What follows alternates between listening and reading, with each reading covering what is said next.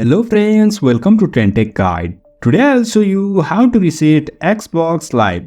If you are new to our channel, don't forget to subscribe. So let's start. First of all, you can see I am here in my Windows. Now to reset Xbox Live, first of all go to Start and search for Apps. And over here you'll find this Apps and Features. Click on this. Scroll down and you'll find this Xbox Live. Click on this and click on this advanced option and scroll down and you'll find this reset over here. To reset, just click on this reset and again to this reset, and you can see the process of reset is started. Within a few time you can see our reset of Xbox Live is done.